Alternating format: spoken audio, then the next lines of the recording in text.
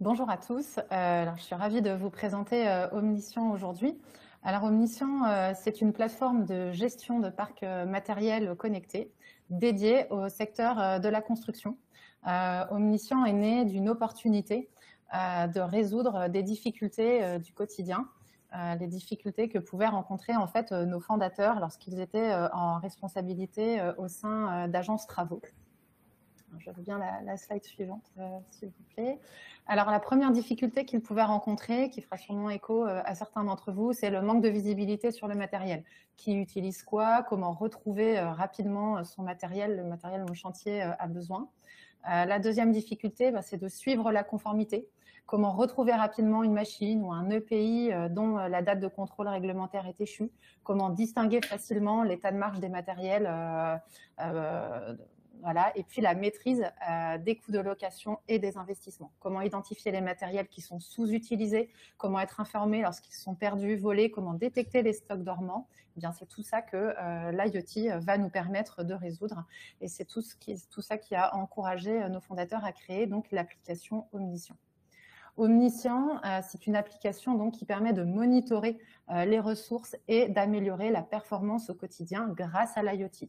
C'est une application complètement SaaS qui va permettre de suivre les matériels au travers de fiches d'identité, de suivi, de les géolocaliser, mais aussi de les inventorier en temps réel de manière totalement automatisée par magasin, par chantier, par container, même par camion, et puis de savoir exactement où ils sont, où ils se trouvent et de connaître l'historique de leur déplacement, des kilomètres parcourus, mais aussi de leur taux de déploiement, par exemple. Alors, comment ça marche ? Nous posons des capteurs IoT sur l'ensemble des matériels, que ce soit un camion, un gros matériel, une soudeuse, un électroportatif. Nous accompagnons vraiment nos clients dans le choix des capteurs. Nous ne sommes pas fabricants de capteurs, nous connaissons très bien le marché des capteurs. Et comme on le disait tout à l'heure, aujourd'hui, il faut faire preuve de beaucoup de pédagogie. Ce sont des nouvelles technologies qu'il faut s'approprier. Et donc, nous sommes là pour accompagner nos clients et choisir pour eux le bon capteur qui correspond à leurs besoins. Et nous allons les poser, les paramétrer et faire en sorte que la donnée remonte dans l'application Omniscient. Et ensuite, cela va nous permettre deux choses. La première, c'est de localiser les matériels, de savoir exactement où ils se trouvent sur une carte, mais aussi à l'intérieur d'un chantier, puisqu'on crée aussi des zones au sein des chantiers. Et puis, sur un temps un petit peu plus long, ça va nous permettre de piloter son matériel au niveau macro et d'obtenir des rapports pour comprendre l'activité au quotidien d'un matériel, d'une famille de matériels ou même de tout son parc en entier. Alors, je reviens juste sur cette partie qui est de savoir connecter les matériels. Merci. Alors, chez Omniscient, nous avons le choix de faire du multitechnologie. C'est-à-dire qu'en fait, nous allons pouvoir intégrer du GPS, du Wi-Fi, du Bluetooth, mais aussi utiliser des technologies qui sont spécifiques à l'intérieur des bâtiments et qui vont donc nous permettre de connecter les matériels où qu'ils se trouvent. Et donc, on va aussi permettre d'affranchir nos clients du choix technologique. On s'occupe vraiment de tout et on les pose, comme on peut voir ici sur cette image, sur les différents engins, voire même sur les badges ou les casques des compagnons, notamment dans les zones à risque ou dans les zones confinées, au sein desquelles il est important de pouvoir les localiser lors de leurs opérations. Nous allons aussi pouvoir donc localiser, comme je le disais, les matériels et surtout les trouver en un seul clic. C'est-à-dire que, par exemple, par le biais du géofencing, alors qu'est-ce que c'est que le géofencing? Vous pouvez voir un petit peu à droite de la slide un grand rond violet qui matérialise une zone géographique. Et en fait, grâce à nos algorithmes, lorsque le matériel arrive dans la zone géographique prédéfinie, il va automatiquement être affecté à cette zone dans notre application. Et c'est ce qui va vous permettre de savoir exactement quels sont les matériels qui sont à l'entrepôt, qui sont dans un container ou qui sont dans un camion en particulier. Donc ça facilite vraiment sans aucune intervention humaine et ça permet de savoir où sont les équipements. Et puis enfin, ça va vous permettre de suivre les affectations et le contrôle réglementaire notamment. Aujourd'hui, on sait que suivre sur un fichier Excel ou sur un ERP classique la date de contrôle de ces matériels, c'est assez fastidieux à faire, mais c'est pas très compliqué techniquement. Le plus compliqué, souvent, c'est de retrouver le matériel sur le terrain. On sait qu'il n'est plus conforme, mais on ne sait pas toujours où il se trouve. Et c'est souvent de nombreux coups de fil avant de pouvoir retrouver sa localisation. Là, grâce à Omniscient, en un clic, on va pouvoir le retrouver sur le terrain et donc faciliter aussi l'intervention des techniciens de maintenance sur le chantier. Et sur le temps plus long, on va permettre de piloter et d'apporter des rapports. Alors, j'ai mis ici un seul exemple, parce que j'ai 7 minutes, un seul exemple de rapport, mais on en a bien d'autres. Et donc ici, par exemple, on peut suivre l'activité d'un équipement, savoir jour après jour combien de temps il a passé sur le terrain versus combien de temps il passe dans l'entrepôt, quel est son temps de fonctionnement, quels sont ses kilomètres parcourus, ses heures de déplacement. Et puis, on peut évidemment zoomer ou dézoomer dans le temps et ensuite avoir une vue par famille d'équipements ou pour l'ensemble du parc. Et ça, finalement, ça va aussi faciliter les décisions d'investissement. Je prends l'exemple d'un responsable de parc matériel. Il a acheté 10 nouvelles machines cette année. Eh bien, il va pouvoir s'assurer que ces 10 machines sont vraiment utilisées suffisamment souvent avant d'en racheter d'autres. Et si ça n'est pas le cas, il va pouvoir essayer de comprendre pourquoi, quelles sont les machines qui sont moins utilisées, est-ce qu'il y a des caractéristiques de saisonnalité ou des effets liés à des caractéristiques de chantier, par exemple. Donc, l'objectif, c'est vraiment d'apporter des informations et des indicateurs métiers et pas seulement des flots de données. On transforme cette donnée en indicateurs qui doivent permettre d'aider à la prise de décision. Alors, certains d'entre vous se demandent sûrement combien ça coûte.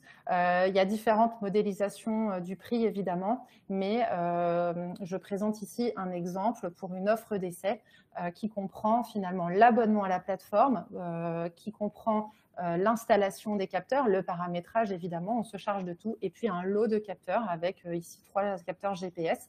Alors, je vous en montre un, mais pour ceux qui voient ma vidéo, pour vous donner un petit peu l'idée de la taille. Et puis, vous voyez, les petits capteurs Bluetooth, c'est tout petit comme ça. Donc, voilà, cette offre, elle recouvre pour 1 500 € par exemple 3 mois d'abonnement et 10 capteurs pour suivre donc une dizaine de matériels.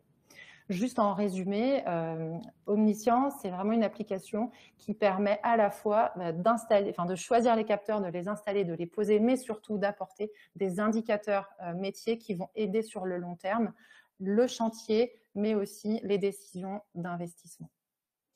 Voilà, en un tout petit peu plus de 7 minutes. Je suis à votre disposition si vous avez des questions. Merci beaucoup Laetitia. On a une première question, c'est est-ce qu'on peut choisir les données remontées pour chaque matériel? Quid d'un casque d'un compagnon si on trace tous les mouvements et également les données personnelles? Oui, alors très bonne question. Alors il y a même 2 questions dans la question. Au niveau des typologies de données, effectivement, il existe de nombreuses catégories de données sur les capteurs. Nous, chez Omniscient, on utilise principalement 2 types de données, celles de géolocalisation et celles qui sont liées à des accéléromètres qui sont souvent présents dans les capteurs. Un accéléromètre, c'est ce qui va permettre de savoir si le capteur bouge ou pas. Alors, il y a plusieurs manières de savoir s'il bouge. Soit il se déplace sur une carte, en fait. Là, on va utiliser le GPS pour savoir à quel point GPS il se trouve. Mais si on veut mesurer, par exemple, un temps de fonctionnement, l'accéléromètre va permettre de savoir si le capteur et donc l'équipement est juste en mouvement. Et ces petits mouvements, nos algorithmes vont permettre de détecter s'il s'agit d'un petit mouvement, d'un grand mouvement, et donc de faire la différence entre un mouvement de fonctionnement et un mouvement de déplacement. Concernant la gestion des données personnelles, c'est effectivement un sujet extrêmement important que nous adressons évidemment avec nos clients et nous avons également, grâce à nos algorithmes, la possibilité, en fonction des enjeux de chacun, de filtrer la donnée en fait et de ne remonter que la donnée qui est utile et nécessaire pour l'entreprise et qui donc justifie le suivi. Souvent, lorsque un casque ou un compagnon est équipé, ce suivi du compagnon est vraiment fait dans une logique de sécurité et d'enjeu pour le compagnon, et donc c'est totalement toléré puisque intégré à son métier. Évidemment, il faudra toujours prévenir la personne que le capteur est en place.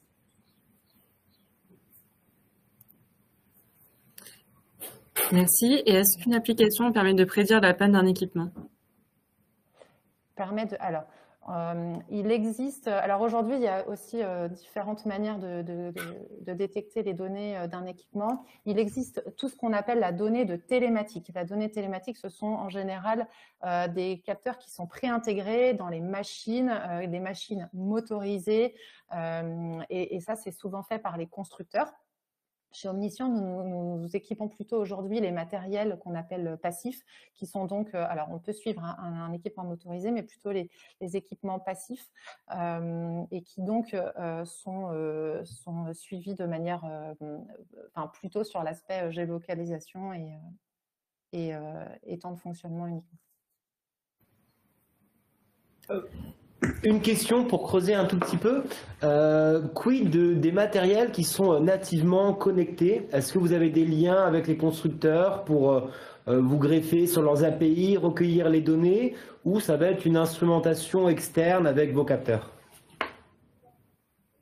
Alors, je dirais les deux à la fois, mais effectivement, nous sommes en train de travailler, de réfléchir et de voir avec les constructeurs pour intégrer les données au sein de notre plateforme. On travaille, enfin, nous, on a aussi des systèmes d'API qui permettent de transmettre notre donnée, mais aussi de recevoir la donnée de machines constructeurs. Et on aide aussi, on a un certain nombre de nos clients qui ont finalement des parcs de machines dont les machines les plus récentes sont équipées justement nativement, mais il y a aussi tout l'héritage des machines plus anciennes qui, elles, ne sont pas équipées, et donc on va venir compléter justement et équiper les machines qui ne sont pas équipées nativement pour pouvoir permettre aussi d'avoir une vue beaucoup plus globale sur l'ensemble du parc matériel et pas se contenter de suivre uniquement les plus récentes et les plus modernes. Très bien. Également une question sur le chat sur le temps nécessaire pour la mise en place pour équiper un magasin entier pour le petit matériel sur chantier. Alors pour le petit matériel, alors ça me permet aussi de présenter un petit peu juste l'accompagnement en général. Donc on a un premier rendez-vous avec le client pour lister l'ensemble des matériels. On va définir en fait quel est le bon capteur pour les bonnes typologies. En général, on a certains matériels qu'on va équiper plutôt de Bluetooth, qui sont des technologies plus petites, beaucoup moins coûteuses. Le capteur est moins coûteux, la connectivité est moins coûteuse. Et donc, on met en rapport en fait l'enjeu à suivre le matériel. L'idée, c'est pas de mettre un capteur qui coûte plus cher que le matériel. Donc, par exemple, pour l'électroportatif, on va privilégier des technologies Bluetooth qui sont beaucoup plus légères. Et pour les machines, en général, nous on dit une machine qui vaut plus de 1 000 €. Eh ben, on va privilégier plutôt un capteur GPS qui va vraiment permettre de suivre partout et tout le temps sa machine. Et donc, on fait ce choix comme ça technologique. On définit le package de capteurs à équiper. Et nous, ça nous prend entre le moment, on va dire, où on se rencontre et notre venue sur le terrain pour la pose des capteurs, on va dire en 2 semaines, en fait, on est capable d'avoir tout préparé. On vient, on pose les capteurs et le soir, ça fonctionne. Donc, je dirais 15 jours.